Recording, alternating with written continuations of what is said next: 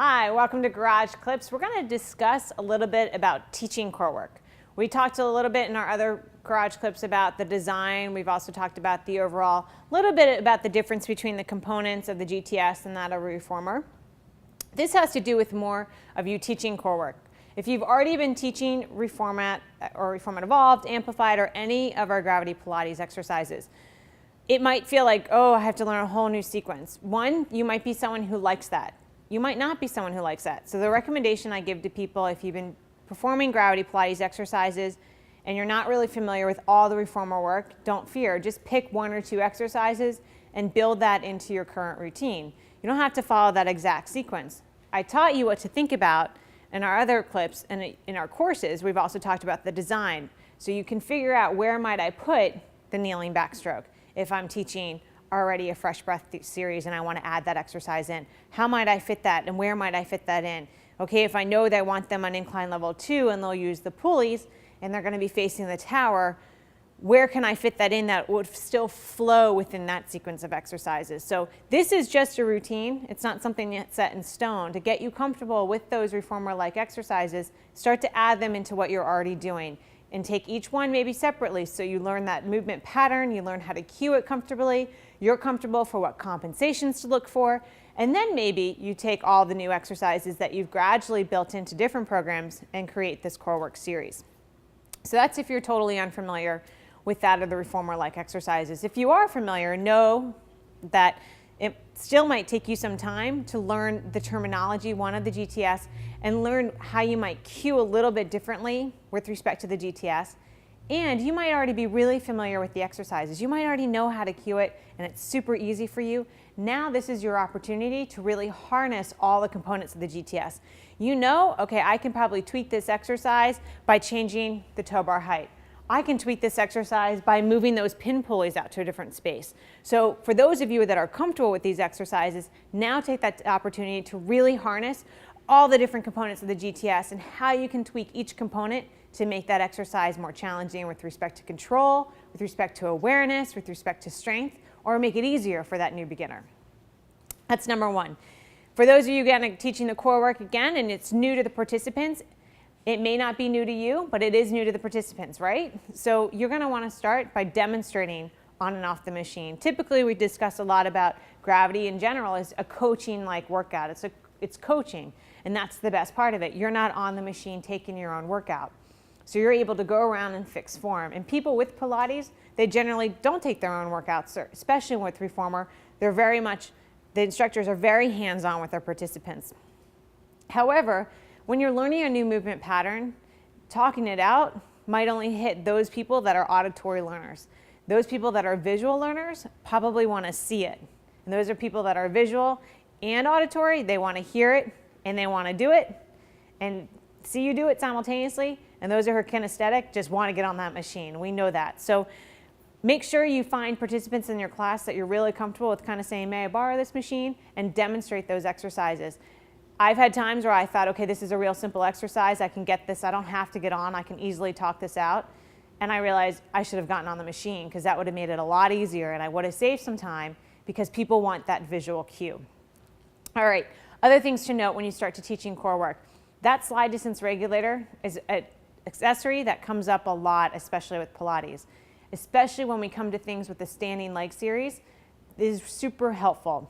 Whether you're doing pliés in and out, or you're doing anything when you start to add standing movements and you want to add a control factor to the board, that slide distance regulator will give someone a nice security basis that this board isn't going to slide out from underneath me. It gives you the nice security that that board's not going to slide out underneath them. So it provides them the opportunity to take away a fear component and now really learn an exercise movement pattern. So remember that is always an option there to help people feel successful. Even if they have the control and you know they have that control and strength, their fear may be limiting them. So remember to add a basis of support, and whether it means with increasing their knees if they're going into a high kneeling, adding on the slide distance regulator if they're doing standing like exercises, harness all the things we have in terms of accessories to create that safety net.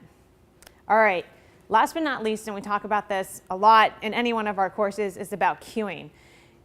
If you've gone to a couple classes, regardless of what kind of class you go, you'll teach instructors and you'll have instructors rather teach to you in a manner that is, don't do this, keep those shoulders down, press hard, pull the abs in, don't do this, don't do that, don't let the legs relax, keep them active, and you'll find the don'ts are what the person always hears. And when someone hears don't, then there might be also hearing in their head, do. So you'll hear someone you'll hear someone say, don't keep your shoulders up. Okay, but your shoulders are still staying up, so that cue's not working for you. Same thing applies to your participants.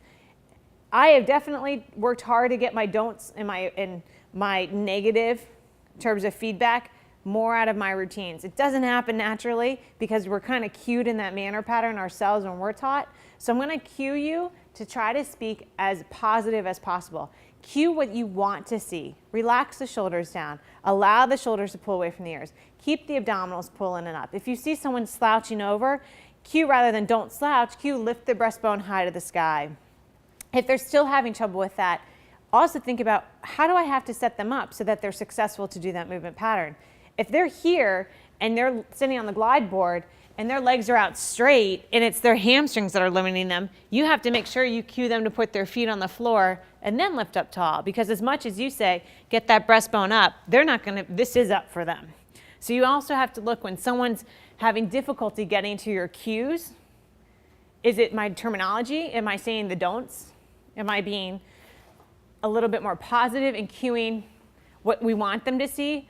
Have I set them up for success? But most of all, the most important part of gravity Pilates, and we really want to highlight it, it's about fun and it's about fluidity, it's about energy. We want our workouts to be energetic. We want you to feel like you come in and you're able to move fluidly through a workout. So you're going to pick and choose which exercises you're going to slow it down on. You're going to pick and choose which exercise am I really going to break down and get the control factor down. Which one am I going to focus a lot on form? If you take every one of those exercises and critique every movement pattern, really cue it out to its nth degree, that person 9 times out of 10 will say, I don't ever want to go back to that class. I just feel like I haven't even had a workout. We hope that you walk away from a Gravity Pilates class, regardless of what it is, that they feel like you get a workout, that you feel energized. If you feel like someone's holding their breath, yes, encourage them to breathe, but if you said inhale and they'd exhaled, just know in your head, what does that do to the exercise? Did they just make it easier for themselves? Well, maybe they just made it harder on themselves. That's okay. Just know what happens in that exercise. Maybe cue it again if they need it, but focus on the positive. Avoid the, what's the word I'm looking for? Just maintaining the focus on the negative. And that's really something that I think Rob Glick has done really nice and has taught our whole crew here at Gravity. That is one of the best things to do, and you'll find so much more success with your class. And you'll find that those people want to feel successful and they want to do a good job for you, and they'll keep coming back for more. So I hope you tune into our trainer tips, because we're really going to go through all our exercises. So if you have any questions with respect to how we move through, how you actually demonstrate, how would you actually cue this exercise in an encouraging manner, then look into our trainer tips. But thanks for tuning in.